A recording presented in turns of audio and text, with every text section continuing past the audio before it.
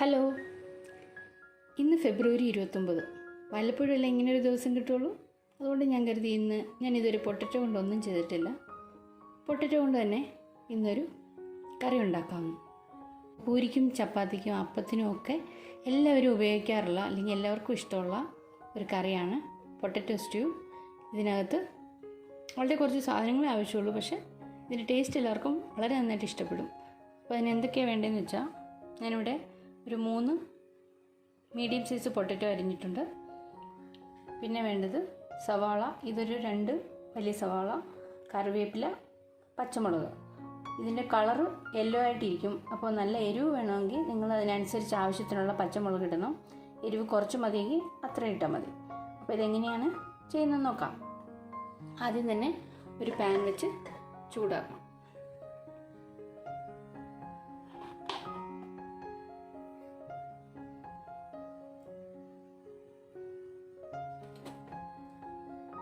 ചൂടായിട്ടുണ്ട്. ഇതിലേക്ക് വെളിച്ചെണ്ണ ഒഴിക്കാം.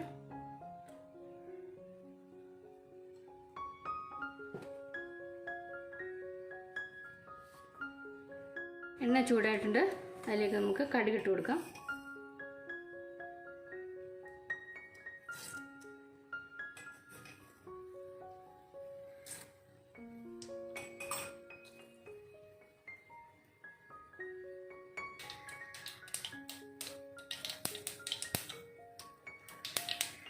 ഇതിലേക്ക് പെരിഞ്ചീരകം ഇട്ട് കൊടുക്കണം.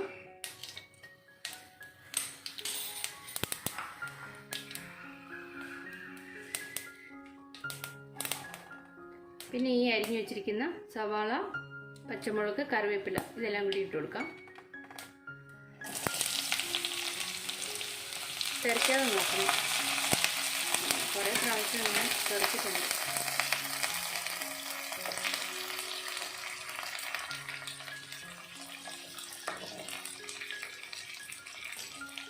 ഇതിലേക്ക് മഞ്ഞൾപ്പൊടി,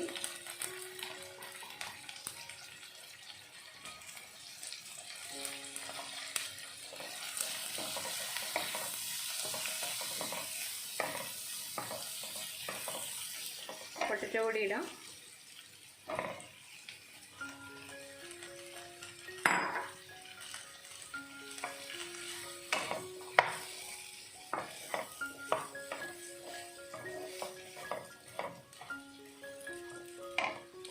ആവശ്യത്തിന് ഉപ്പ്,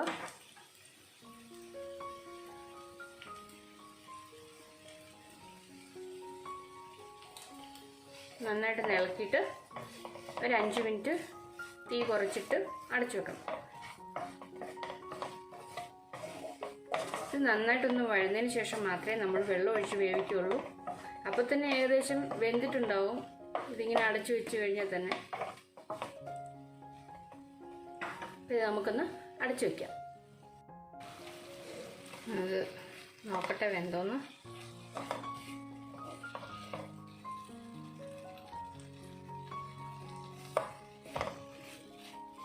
നമ്മളിതിൻ്റെ അടുത്ത് തന്നെ നിൽക്കുകയാണെങ്കിൽ തീ കൂട്ടിയിടാം കേട്ടോ. അപ്പോൾ തീ കൂട്ടിയിട്ടിട്ട് ഇങ്ങോട്ട് മാറിക്കളയും. ഞാനിപ്പോൾ തീ കൂട്ടിയിടാം. ജസ്റ്റ് ഒന്ന് വഴന്നതിന് ശേഷം നമുക്ക് വെള്ളം ഒഴിച്ചു കൊടുക്കാം. ഏകദേശം ആയിട്ടുണ്ട്. ഉള്ളിയൊക്കെ നന്നായിട്ട് വെന്തിട്ടുണ്ട്. നമുക്ക് വെള്ളം ഒഴിച്ചു കൊടുക്കാം.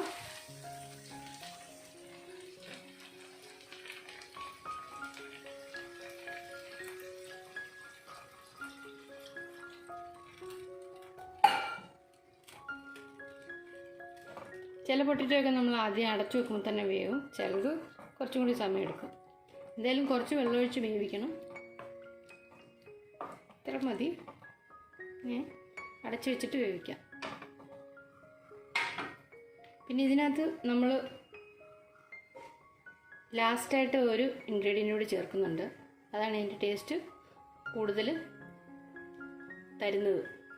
എന്നുവെച്ചാൽ തേങ്ങാപ്പാലാണ്. ഞാനിതിവിടെ കലക്കി വെച്ചിട്ടുണ്ട്.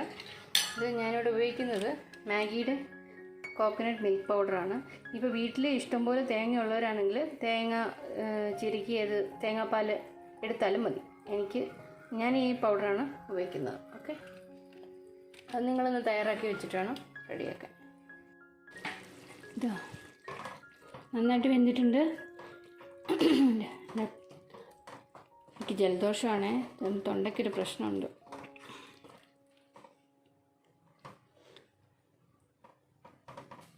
നന്നായിട്ട് വെന്തിട്ടുണ്ട്. ഇനി എന്താണെന്ന് വെച്ചാൽ നമ്മൾ ലാസ്റ്റായിട്ട് അല്പം ഗരം മസാല ചേർത്ത് കൊടുക്കണം. അധികമാവരുത്, ഗരം മസാല കുറച്ച് മതി.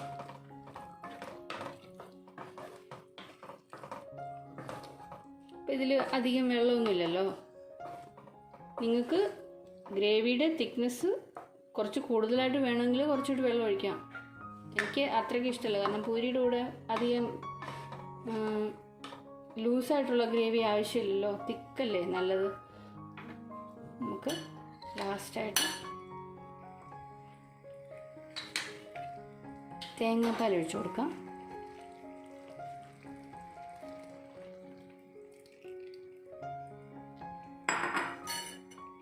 തീ കുറച്ച് വെച്ചിട്ട് ഒരു 2 മിനിറ്റ് അടച്ചു വയ്ക്കണം.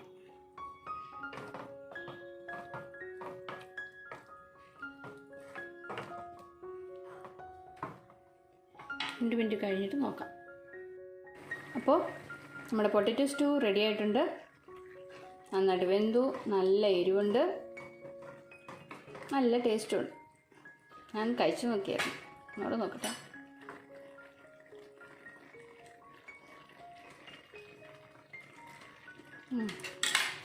നന്നായിട്ടുണ്ട്. അപ്പോൾ ഇനി ലാസ്റ്റായിട്ട് വേണമെങ്കിൽ കയ്യിലുണ്ടെങ്കിൽ കുറച്ച് മല്ലിയില കൂടി ഇട്ടോ, ഉണ്ടെങ്കിൽ ഇട്ടാൽ മതി. ഇത് ഓഫ് ചെയ്യാൻ തയ്യാറായിട്ടുണ്ട്. ഇനി പൂരിയുടെ കൂടെയോ ചപ്പാത്തിയുടെ കൂടെയോ അപ്പത്തിൻ്റെ കൂടെയോ ഉപയോഗിക്കാം. മൂന്നിനും പറ്റിയൊരു കറിയാണ്. എല്ലാവരും പഠിച്ചു വെച്ചോളൂ.